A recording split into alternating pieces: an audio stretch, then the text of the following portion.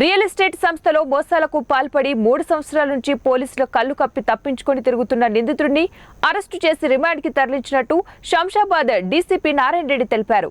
Shadnagar ACP కార్యాలయంలో కేసుకు సంబంధించిన వివరాలను డీసీపీ వెల్లడించారు. కొత్తూరు మండలం సిద్దాపూర్ గ్రామంలో MSR housing and private limited కు సంబంధించిన ప్లాట్లను ఫోర్జరీ సంతకాలతో ఇతరులకు అమ్మిన కేసులో ఏటూగా ఉన్న నిందితుడు కళ్యాణ్ చక్రవర్తిని అరెస్టు చేసి రిమాండ్కు తరలించామని చెప్పారు. అండ్ సైబర్ క్రైమ్స్ కూడా ఒక 3 సైబర్ క్రైమ్ పోలీస్ స్టేషన్లో కూడా ఇతని మీద 3 కేసెస్ పెండింగ్ ఉన్నాయి.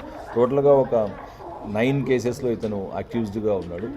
సో ఇతను దాదాపు ఒక 4 ఇయర్స్ నుంచి డిఫరెంట్ ప్లేసెస్లో అతను ఫోన్ నెంబర్లు మారుస్తూ ఇతను కనపడకుండా చాలా వరకు దొరుకుతున్నారు.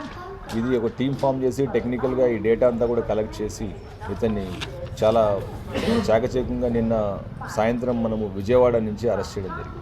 Thank you. మోసాలు ఎవరన్నా చేస్తున్నట్టు మీ దృష్టికి వచ్చినా లేకపోతే ప్రజల దృష్టికి వచ్చినా కూడా మీరు సమాచారం ఇచ్చినట్టయితే తప్పకుండా వారందరిపైన కూడా కఠిన చర్యలు తీసుకుంటాము. ఎందుకంటే ఇంతకుముందు మీరు చెప్పినట్టు చిన్న చిన్న ఉద్యోగస్తులు పాపం కష్టపడి సంపాదించుకొని ఒక ప్లాట్ ఫ్యూచర్ వాళ్ళు సేవింగ్స్ కోసం చేసుకునే డబ్బులు కూడా ఇటువంటి చీటర్స్ చేతిలో పడి వాళ్ళందరూ కూడా మోసపోవడం జరుగుతుంది. మనకి ఇప్పటివరకు చాలా వరకు కేసెస్ ఇవన్నీ వచ్చాయి.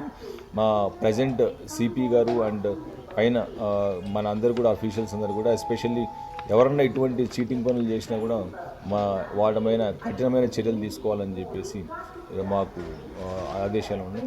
కాబట్టి అందరూ కూడా ఇటువంటి చీటింగ్స్ ఎవరన్నా గురైనా లేదా అటువంటి వాళ్ళు చేస్తున్నట్టు మీకు ఇన్ఫర్మేషన్ ఉన్నా కూడా సమాచారం మాకు అందజేయాలని చెప్పేసి విజ్ఞప్తి చేస్తున్నాం.